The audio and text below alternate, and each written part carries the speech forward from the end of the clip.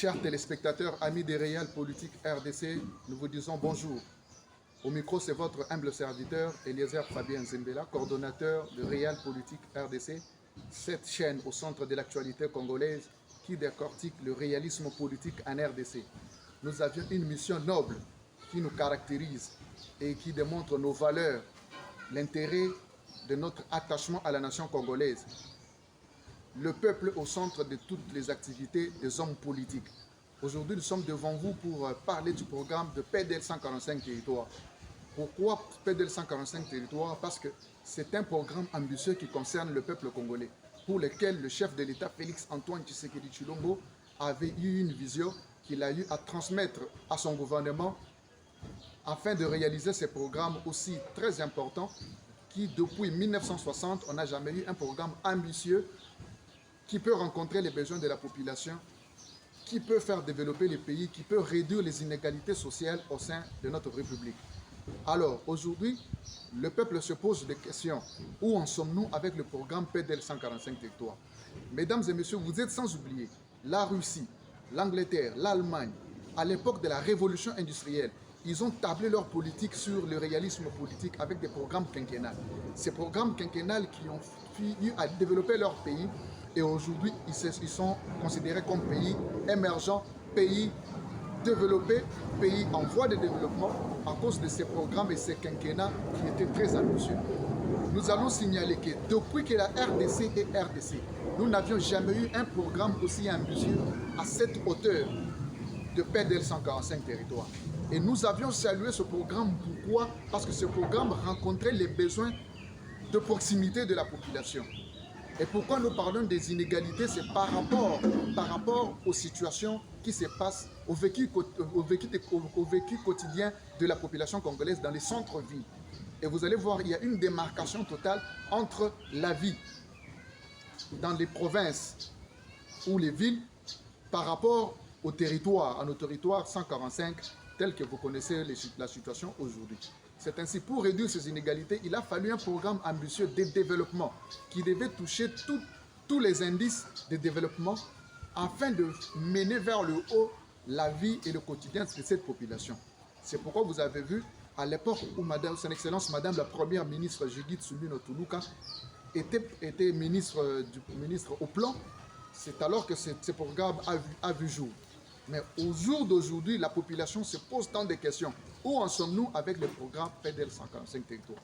Aujourd'hui, je vais parler de ces trois agences d'exécution à qui les travaux ont été remis. Ces agences d'exécution, entre autres, il y a eu la CVF, le PNUD et le BCECO. Alors, le CVF, en sigle CVF, c'est une agence d'exécution qui contrôle l'ouest de la République, à qui on avait remis l'exécution de ces travaux à l'ouest de la République, entre autres dans le nord Ubangi, sud Ubangi, Équateur, Maïndombe, Kwilu, Congo central et Congo. Et pour ce qui s'agit du PNUD, le PNUD avait pour champ d'exécution des travaux le Baouélé, la Chopo, la Mongala, la Chouapa, le Sankuru, le Kasaï, le Maniema, le Tanganyika, le Sud Kivu. Et le CBECO devait contrôler la province du Kasaï central, Kasaï oriental, Lomami, Olomami, Lualaba, Okatanga, Owele, Ituri et Nord Kivu. Mesdames et messieurs, vous allez voir que dans mes mains, je possède des rapports. Ce sont des rapports bien détaillés parce qu'aujourd'hui, nous faisons de la réelle politique. La réelle politique, nous sommes au centre du réalisme politique en RDC.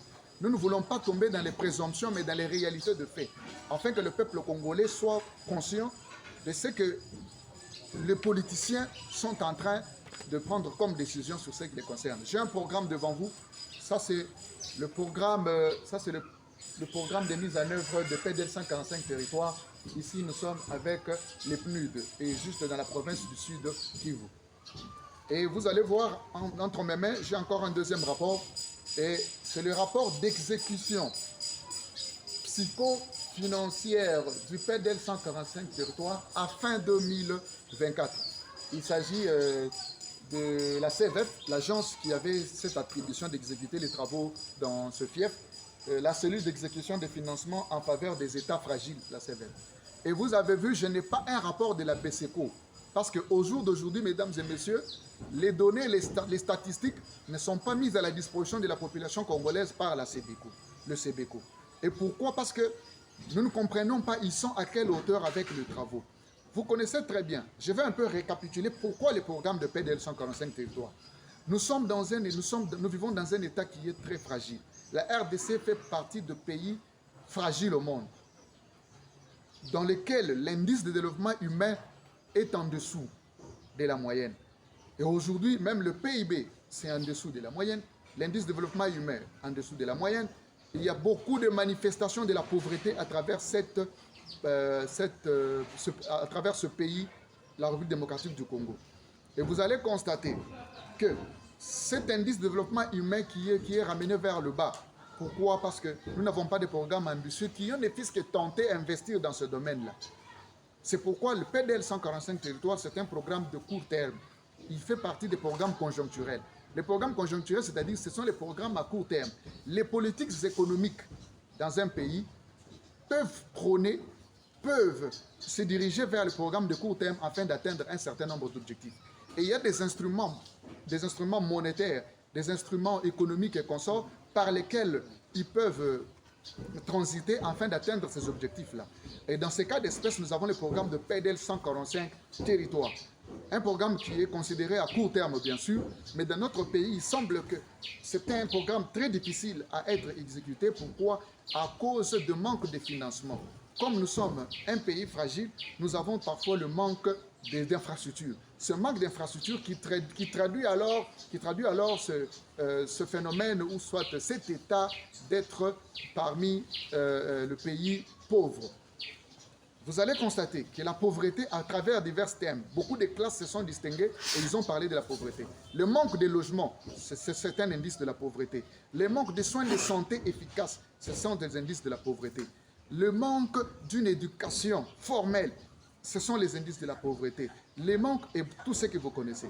C'est ainsi que ce programme ambitieux était venu ne fait que réduire ces inégalités sociales en République démocratique du Congo. Je peux vous dire avec certitude que nous avons circulé la République spécifiquement dans la province, dans le Kwilu, dans le Congo central, pour voir et contrôler, vérifier exactement la vérité autour de l'exécution du programme de PDL 145 territoires qui était exécuté par l'agence CVF. Alors, nous avons remarqué, parce que vous êtes sans oublier, par exemple, pour quitter de Kimpese pour aller en Banzangungu, vous allez voir nos petits garçons et nos filles de 5 ans, 6 ans, 7 ans devaient effectuer 50 km de fois peut-être à pied pour aller les fils qui fréquentaient une école, ce qui était inadmissible. Et vous avez vu les sursauts et le courage qu'a eu monsieur le président de la République à pouvoir programmer ce programme de PDL 145 territoires de ce côté. Nous avons circulé, nous étions en Banzangungu, nous étions à Kimpese, nous étions à Matadi, nous étions dans plusieurs territoires du Congo central. Nous avons vu effectivement le travail que la CVF a eu à réaliser dans cette région d'exécution des travaux de PDL 145 territoires. C'est-à-dire, les images que vous êtes en train de voir là, nous avons parcouru la province et nous avons réellement vu que c'était exactement la réalité. En tout cas, nous voulons saluer la bravoure du coordonnateur national de la CVF qui s'est démarqué des autres agences. Pourquoi nous disons? Parce que nous prenons les réalismes politiques en RDC. Eux, ils ont exécuté les travaux malgré les temps difficiles. Ils ont eu à exécuter ils ont eu à enrôler, à prendre en charge les entreprises en place tout en respectant les lois de passation de marché en RDC. Ces entreprises qui ont eu à déposer leurs documents, qui ont été sélectionnées et exécuter les travaux. Et aujourd'hui, nous sommes à plus de 90% des réalisations pour cette contrée du Congo central et dans le Kwilu. Nous avions été aussi à Congo et au Kwilu. Nous avons aussi vu en réalité l'exécution de ces travaux par la CVF. Bravo et félicitations à cette agence qui se démarque des autres, qui inspire confiance au peuple congolais, qui aujourd'hui nous pouvons encore donner les autres réalisations et les autres marchés de construction de la RDC. Alors, vu peut-être par manque de possibilités, nous n'avions pas eu à parcourir la région qui était sous le contrôle du programme des Nations Unies, le PNUD. Mais néanmoins, nous détenons quand même un rapport parce que nous n'avons pas voulu spéculer. Nous détenons quand même un rapport, spécialement dans les provinces du Sud Kivu, qui malheureusement aujourd'hui, cette province est menacée par des conflits armés, ce qui fait qu'il retarde l'exécution de ce programme de paix de 145 territoires de ce côté. Mais néanmoins, nous avons vu beaucoup d'œuvres qui ont été réalisées parce que c'est un rapport qui date déjà de septembre 2024. Le CBECO, mesdames et messieurs, CBECO ne nous rend pas un bon service. J'ai assisté à plusieurs forums où l'on discutait sur le programme de paix des 145 territoires à travers les caucus des députés nationaux. Mais nous avons constaté que le CBECO était toujours absent. Ce bureau ne s'est jamais présenté, ne fût-ce que pour nous divulguer, nous présenter les travaux déjà réalisés sur le terrain, mesdames et messieurs. Or, ils sont redevables. Il s'agit de l'argent alloué pour ce programme. Il s'agit de la caisse de l'État. Et dans une mission noble aujourd'hui, parce que vous allez parcourir dans toutes ces provinces, vous allez voir qu'il y a des problèmes sérieux. Mais jusqu'à aujourd'hui, nous n'avons aucun rapport. Et aujourd'hui, les voix commencent à s'élever de gauche à droite pour dire, mais que fait réellement le BSECO dans le travail qui lui a été assigné, dans le Haut-Ouélé, en Uturi, au Nord Kivu, même si on peut dire qu'au Nord Kivu, il y a aujourd'hui les exactions de l'ennemi, mais le PDL 145 territoires a commencé avant cette attaque des rebelles dans cette province. Qu'en est-il de la province de Lomami, de Haut-Lomami, du Haut-Katanga, de Lualaba, du Kasaï central? Ce sont des rapports que nous attendons, pour lesquels tout est verrouillé et nous ne comprenons pas exactement qu'est-ce qui se passe au niveau du CBECO.